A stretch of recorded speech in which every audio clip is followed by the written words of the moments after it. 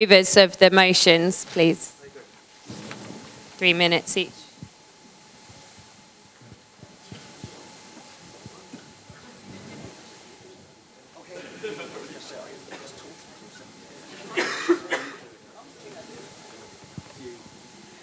Comrades, this is unsurprisingly the most heated debate that we've had. Far from the work that we've done in safe spaces being patronising, we have involved more people than in any other resolution or document to conference, and over more than a year. However, the movers of the opposition document have not bothered to contact us once. We have worked in a very democratic way. We have argued and discussed point after point after point. My computer at home is full of the many, many drafts of this document, but it's not going to be perfect at all. The decision to composite this morning was based on a resolution which appeared yesterday on the agenda. The reason I asked to composite it was because I have great respect for the Disputes Committee, and I think that the Disputes Committee, it would be wrong to be seen for safe spaces and disputes to be against each other. We are not. We want to work together. The mover said that it was long, confused and patronising. Well, I'll live with long and I'll live with confused, because it is a long and confusing and difficult subject. I'm not sure if he's here, but the safeguarding officer from the Quakers, the national safeguarding officer from the Quakers, was discussing it with me yesterday. He said it's taken them 10 years to come to anything like a functioning, working document. That we will take time, we will have to take time. We cannot be an organisation without safeguarding and without a political slant on safeguarding. Our opponent's move said there had been no real misconduct. Well, frankly, how do you know? You have not been in the meetings that we've been in. We keep confidentiality about personal matters. There has definitely been real misconduct. Now, it says that we are accused of requiring mediation. There is no required mediation. This document is not set in stone. This document will be brought back next year for further discussion after our meeting that's in the composite, which frankly I think is the most important part of the composite, that we will have this meeting.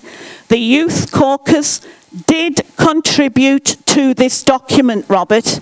The youth took part in the construction of this document. I have the evidence of this. This is a terribly political document. We need a better world. A better world is possible. This is a stumbling step towards it, but a critically important step towards it.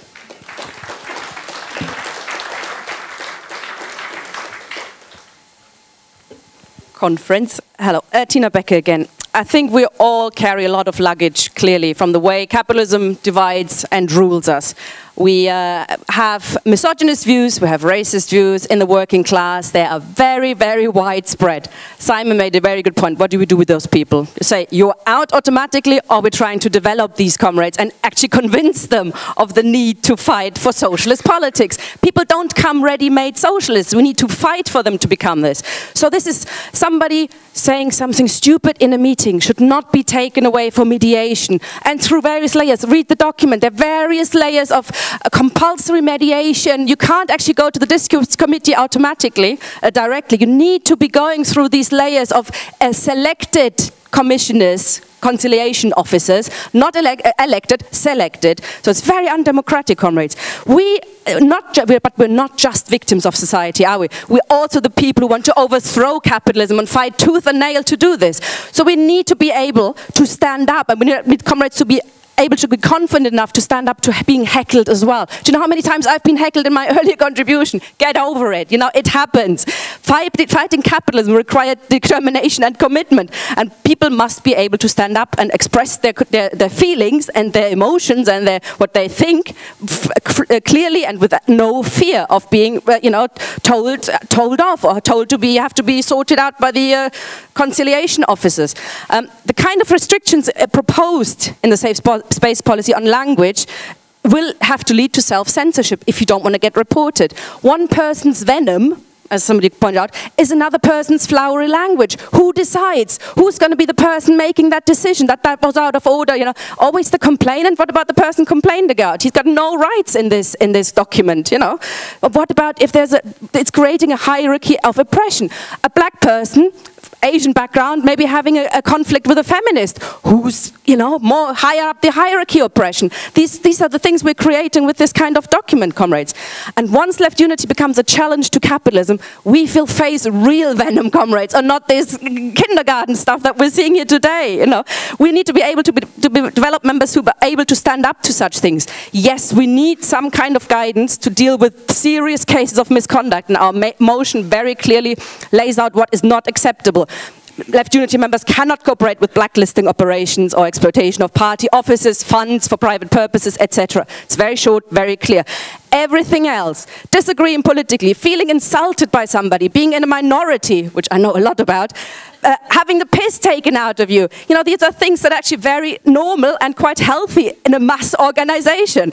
And an organization that we hope becomes a very big part of the working class, which reflects the many, many contradictions that exist within the working class. So we have to be able to deal with those issues. Thank you.